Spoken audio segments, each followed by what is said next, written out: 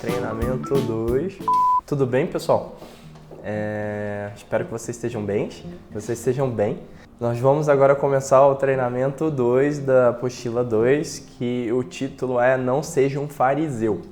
Lembrando, caso vocês ainda não tenham inscrito no canal, curtido o vídeo ou compartilhado com amigos, por favor, façam isso, que nós queremos abençoar não só vocês, mas outras pessoas.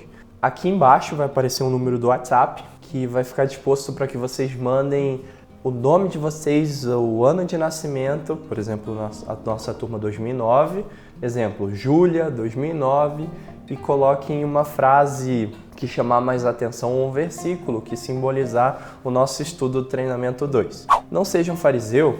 Aqui em nosso capítulo é focado na história de Marcos 2, que eu gostaria que vocês lessem inteiro. Conta a história que Jesus tinha entrado em Cafarnaum e o povo ouviu que ele estava em casa, estava dentro de uma casa. Por conta disso, Jesus já tinha uma certa fama na região e ele atraiu várias pessoas que resolveram se aproximar para ouvir a palavra que ele dizia, que era uma palavra, ele dizia de uma maneira muito diferente do habitual que eles ouviam, que o povo de Israel ouvia dos fariseus. Quem eram os fariseus? Primeiro eu gostaria que vocês pesquisassem, pode ser no dicionário, ou perguntar para o pai, para a mãe, perguntar o que é fariseu. Quem eram os fariseus nos tempos de Jesus?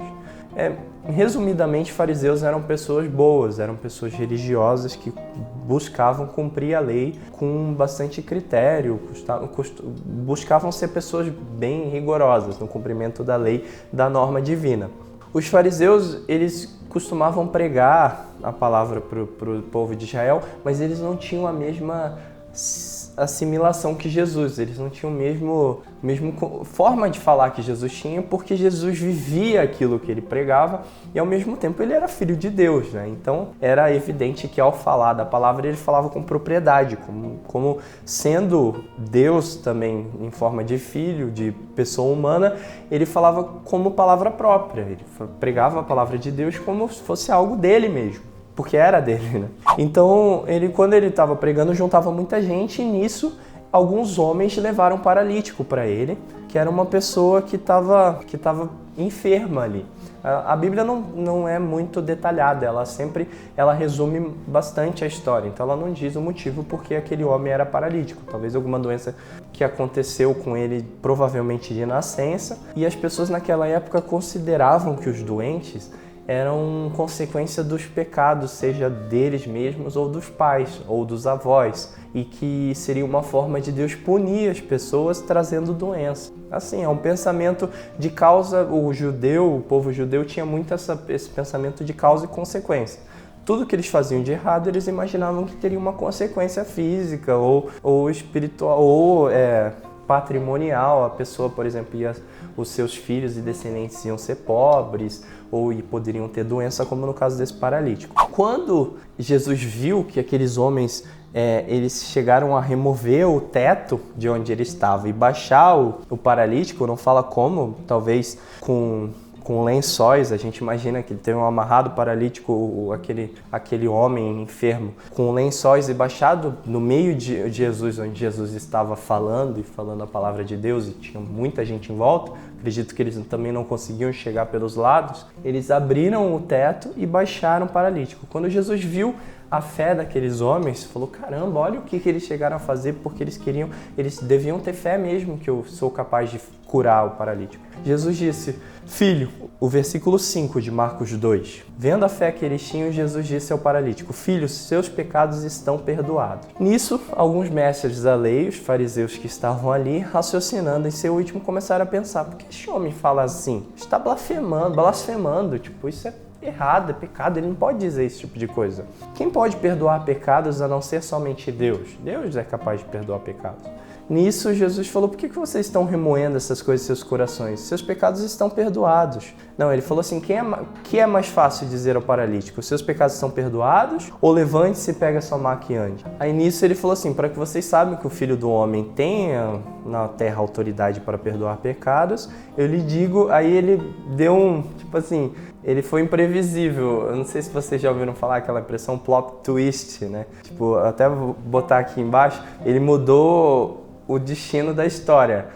Eles já estavam julgando pelo fato de ter perdoado pecados, que eles achavam que Jesus não poderia perdoar pecados, só Deus. Não julgavam Jesus com a autoridade divina, porque ele era Deus e ele ainda é, mas ele como pessoa ali, ele era a representação física de Deus. Eles, ao julgarem isso, eles pensaram, caramba, ele está perdoando pecados. Aí ele falou, o que é mais fácil, perdoar pecados ou mandar que ele se levante? Os fariseus, como assim? Levante-se e ande. Aí o paralítico levantou, pegou a maca e saiu andando.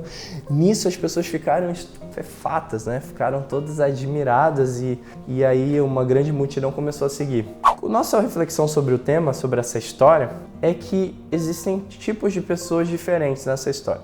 Existe o fariseu que estava ali julgando e se achava como o correto aplicador da lei de Deus, a pessoa certa, a pessoa mais correta possível, um religioso, cheio de virtudes e ao mesmo tempo qualidades, e ao mesmo tempo aqueles amigos que ajudaram o paralítico a descer no meio de Jesus.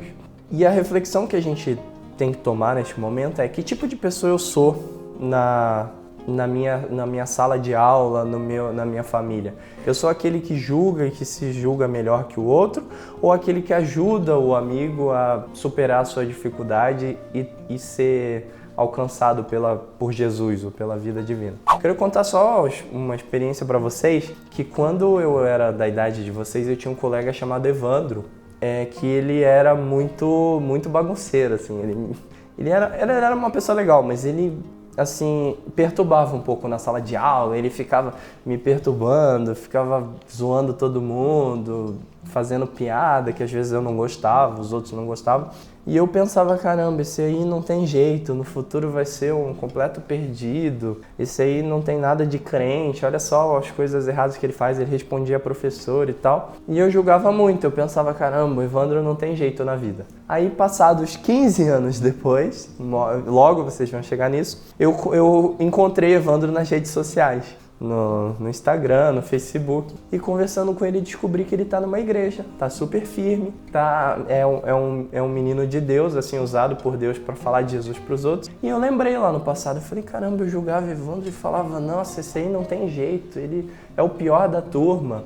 E hoje ele é o cara mais, assim, comprometido com Jesus que eu conheço dos meus amigos da época. Então eu acho que, assim, em vez da gente assumir a postura de fariseu, de julgar e falar, eu sou superior, esse aí não vai ter jeito, esse aí nunca vai melhorar, será que não é a oportunidade que Deus nos coloca de sermos como os amigos do paralítico e de colocar tentar alcançar essa pessoa na sua dificuldade? Às vezes essa forma dela ser ruim com outros, agressivo, ou respondão, ou fazer coisas erradas, talvez seja uma forma de pedir ajuda. Talvez ele esteja dizendo com outras palavras para você, por favor, fale de Jesus para mim, conte como é boa a sua vida com Jesus, aproxime-se dessa pessoa, não julgue, tenta oferecer. Às vezes ela está pedindo socorro com outras palavras.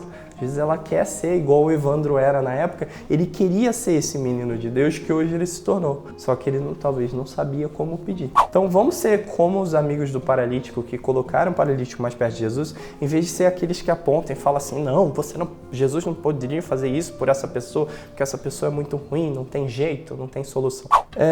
Tem umas linhas aqui para vocês responderem as perguntas sobre as ações de hoje em dia que podemos dizer que são as mesmas dos fariseus, de que forma que as pessoas ou vocês, queria até que vocês examinassem o próprio coração e de que forma que vocês agem como os fariseus, julgando o outro, discriminando, achando que vocês são superiores, e de que forma eu posso fazer como os amigos do paralítico. De que forma os amigos do paralítico ajudaram ele, de que forma eu posso agir para ajudar outras pessoas que não conhecem Jesus. Beleza? Reservem esse momento agora para orar, pedir para Deus aplicar essa lição no coração de vocês, e na mente, na conduta, e preparem-se para as próximas aulas que nós teremos novidades. Não conto o que é, mas teremos novidades. Valeu!